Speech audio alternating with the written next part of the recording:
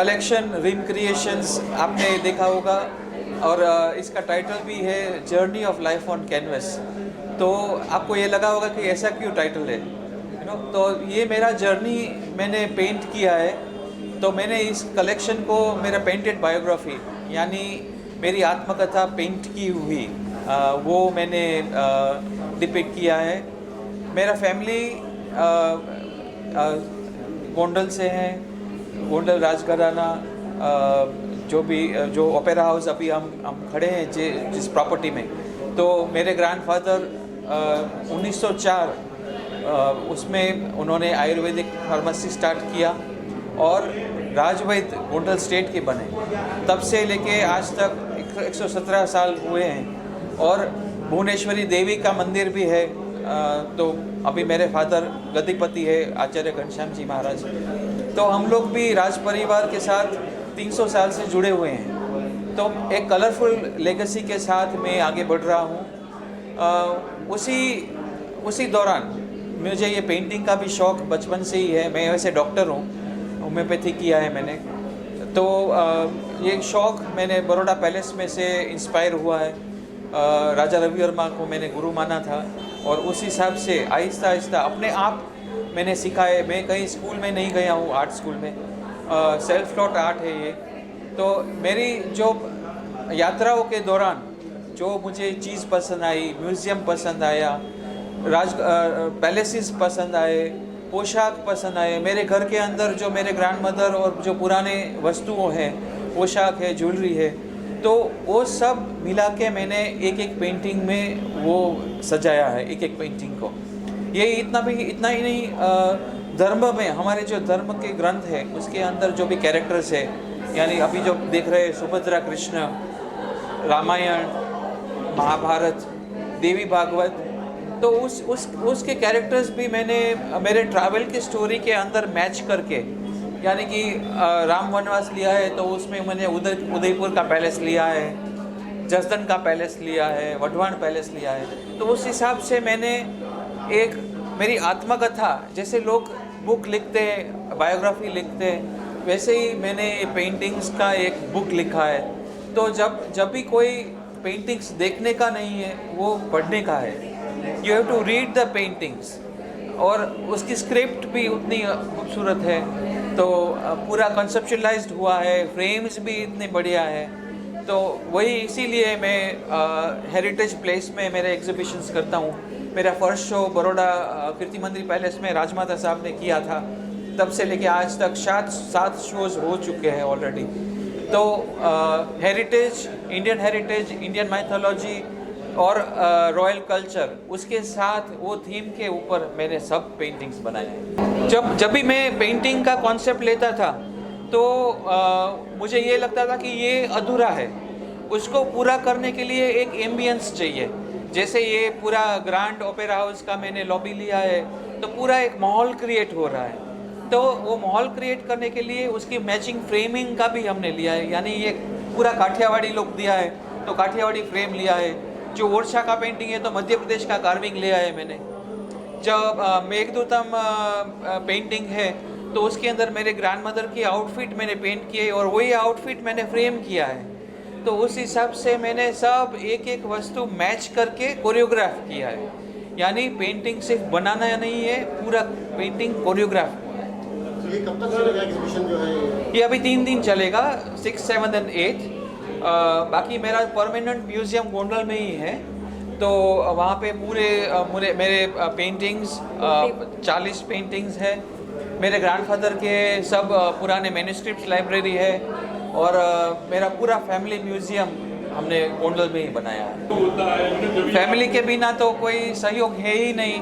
मेरे पेरेंट्स इसके जिम्मेदार है क्योंकि बचपन से उन्होंने मुझे काफ़ी वर्ल्ड टूर्स करवाए हैं और काफ़ी म्यूज़ियम्स मैंने देखा है। तो मेरे वाइफ और चिल्ड्रन को मैं ऐसे साड़ी पहना के खड़ा करता हूँ, फ़ोटोग्राफ्स लेता हूँ, तो उस ड्रामेटाइज क्योंकि ये सिर्फ पोर्ट्रेट नहीं है, ये पूरी स्टोरी है।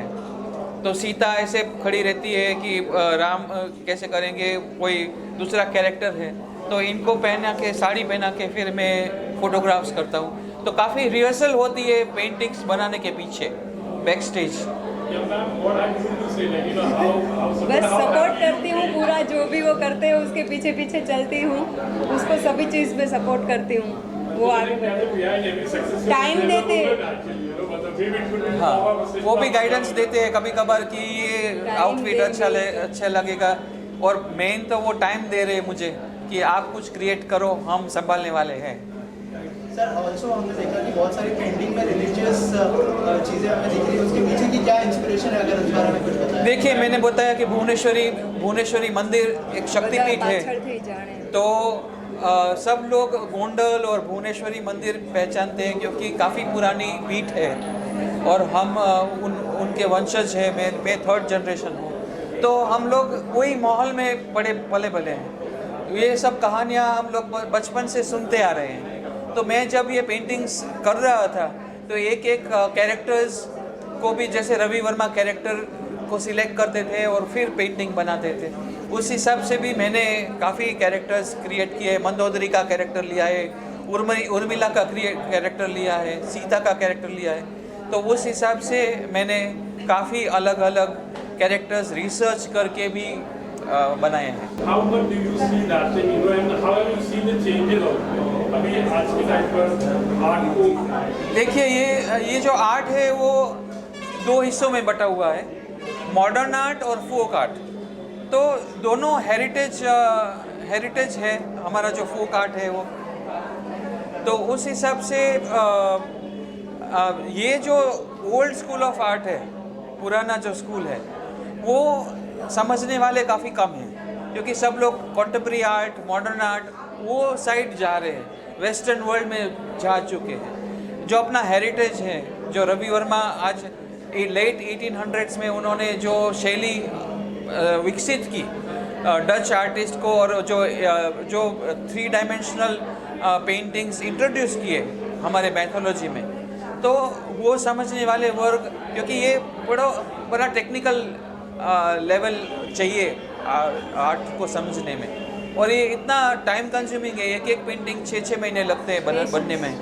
तो पैशंस भी चाहिए उसके लिए, और सब लोग की लाइफस्टाइल चेंज हो गई है, तो उस हिसाब से है कदरदार, लेकिन on comparison to modern art कम है। television and all that. So how much do you feel, like the nostalgic also, like going through that? I really feel nostalgic because all these stories have been a part of our lives, part of not only my life, I think all of us, we've grown up with the stories of Ramayana, stories of Mahabharata, and he's taken many instances from there. Like suppose for example you can see Ram Vanvas is there, Sita Mata in Vanvas with Love Kush, that is a very beautiful scene. And the most beautiful part about what Ravi Bhai does is it's like a journey of life on canvas.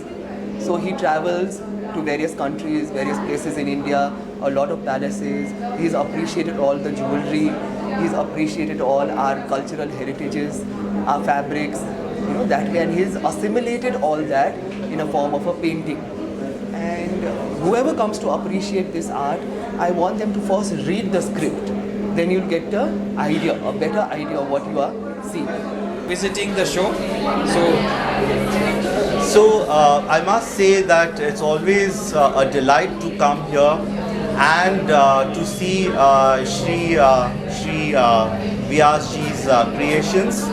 It's one of its kind and very unique, I feel, because the way he amalgamates art from all around the world, the techniques, and he puts it into his painting is the most unique and the most original creations, which I don't think so any artist till date, up to my knowledge, have I seen it. So he may bring some attributes from some other culture and put it inside his work of painting, which is so wonderful.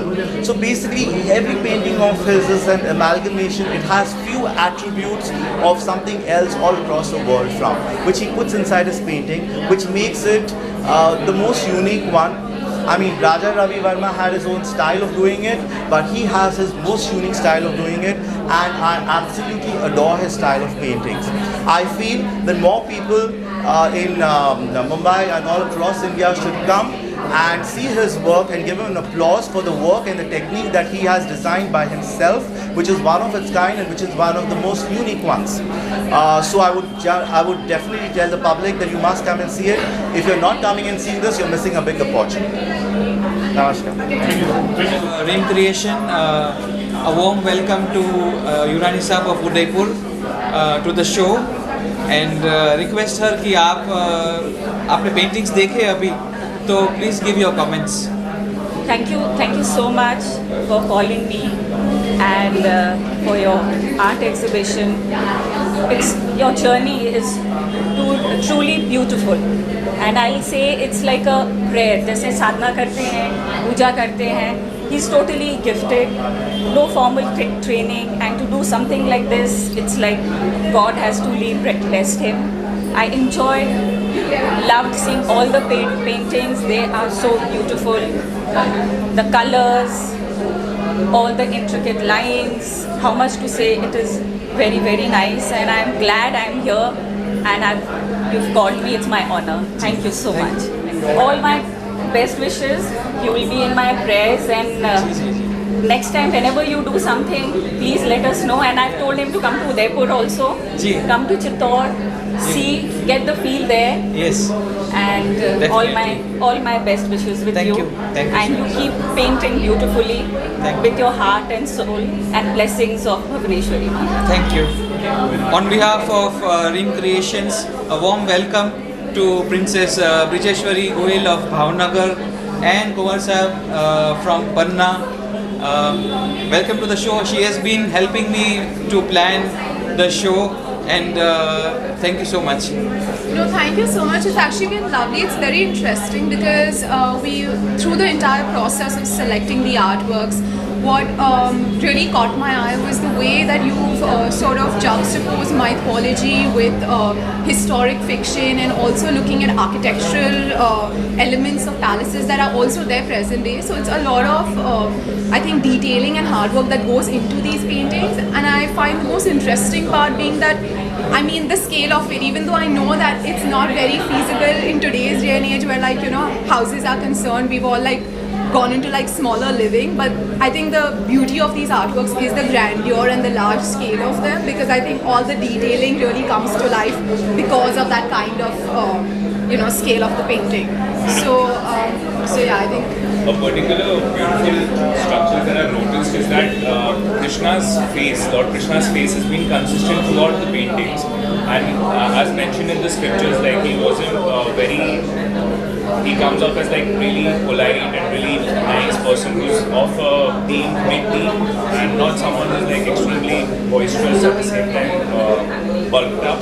And Dr. Vyas has maintained that in all his paintings, and that is just a remarkable job in his generations to do that. Yeah, I think even the sort of, because if you look at the artworks, each of the frames also adds something original to each painting. Like if you look at every single frame of the painting is just as important as the painting itself, because it's got some individuality of its own and a creative element there as well. So it just shows that you've really gone beyond the canvas in that sense. And I don't know what your thought process for choosing that particular frame was. It's like choreography on canvas. Yeah, I found that really interesting as well. Yeah. A warm welcome on behalf of Reem Creations to Princess Akshita from Mayurbhanj, and my friend Deep Khatri, fashion designer from Ahmedabad. Give your views. Thank you so much to having me here today, having to invite me here today, and to Deep to help in curation. मुझे यहाँ पर आके बहुत ही अच्छा लगा, क्योंकि अभी आप जानते हैं कि ग्लोबली इंडिया को सब देख रहे हैं अब हमारी इतिहास के बारे में, हमारी आर्ट्स, हमारी कल्चर के बारे में. तो जो डॉक्टर व्यास कर रहे हैं, जो अपनी उसकी फैमिली बहुत पीढ़ियों से कर रहे हैं, बहुत ही इंटरेस्टिंग है, बहुत ही यूनिक है. और ये जो ऑयल ऑन कैनवस पेंटिंग्स हम देख रहे हैं, it's really a part of history, और it's a great understanding of जो हमारी मिथोलॉजी है, जो इंडिया की रिच कल्चर है, हेरिटेज है. और इसको बहुत ही न्यू जनरेशन के लिए इंटरेस्ट और तो बढ़ा रही है कि हमारी हिस्ट्री क्या है, हमारी कल्चर क्या है, हमारी स्टोरी टेलिंग कैसे है, हमारी मिथोलॉजी क्या है. तो थैंक यू डॉक्टर व्यास यहाँ पर मुझे इनवाइट करने के लिए, और इतनी ब्यूटीफुली ये क्यूरेट करने के लिए. और ये भी है कि जो हमारी पास्ट की लिंकेजेस है, जैसे डॉक्टर व्यास की फैमिली बहुत जनरेशन से रॉयल फैमिली से जुड़ी हुई है, गोंडल की रॉयल फैमिली से, और अभी सुनने मोर इंटरेस्ट आ रहा है कि ये इंडियन रॉयल फैमिलीज़ करते क्या थे, किस में वो स्पेंड करते थे, कैसे वो पेट्रनेज या फिलैंथ्रोपी करते थे। तो इट्स अ ग्रेट कनेक्शन कि गोंडल की रॉयल फैमिली की जो कनेक्शन है, अब गोंडल की जो ब्यूटीफुल रॉयल ओपेरा हाउस है मुंबई में, यहीं पर हम ये बहुत ही वर्ल्ड क्लास पेंटिंग्स देख रहे हैं। तो थैंक यू, शुक्रिया, और होपफुली आप ये और भी करें और ईस्ट में भी आए, मयूरभंज में, उड़ीसा में, पूरे इंडिया में, और आप सब भी आए। Darshan ji has been painting, so I have been part of his journey for like 5 years now. So I have witnessed not just his exhibitions but also him working in his atelier, and I know how the story goes on, how he prepares a thought around the paintings that he makes. मुझे ये पता होता है कि पहले इनका क्या theory बन रहा है, क्या थॉट प्रोसेस को वो पेपर पे ला रहे हैं, उसके बाद में उसको कैसे रियलिटी में एक मिमिक बन रहा है उसका, and then it comes to the painting, colour combination से लेके कॉस्ट्यूम डिज़ाइन के ऊपर, ज्वेलरी के ऊपर. We have been discussing many a times before the paintings are made. So I just appreciate what he has been doing. He has been promoting the rich cultural heritage of India, और शायद मेरे लिए भी वही एक topic है जो बहुत मुझे भी अपने लाइफ में प्रमोट करता है. So this keeps the pace going on, and motivation from people like you. We have been inspiring from you, and we do things that promote the Indian culture and heritage on the global map. Sanghvi है, मैं रवि दर्शन जी को congratulate करना चाहती हूँ. Bela Bin Sanghvi is a renowned textile conservator और heritage fashion designer है. On behalf of Dream Creation I invite her for the show. Thank you for coming to the show. Please. And congratulations for a wonderful skills of painting. It's like a lot of people do that, but you are holding on to our Sanatan Dharma, and you are holding on to such wonderful skills, and you are passing it on to the next generation by actually doing this. So I would like to congratulate Ravindra Bhai to have such a wonderful hold on these skills that he has, and amazing work. I recommend this, that everyone should come and see it over here. It's a wonderful show. So once again I would like to congratulate you. On behalf of Rim Creations and my team, a warm welcome to my dear friend Vikram Saluja, and he has been to Gondal several times and been with the family. So your views on the creation? First of all, heartiest congratulations for putting this exhibition together. I mean, I can see that you have taken a lot of pains and effort to put this together, and yeah, I wish you all the best on this journey. Thank you.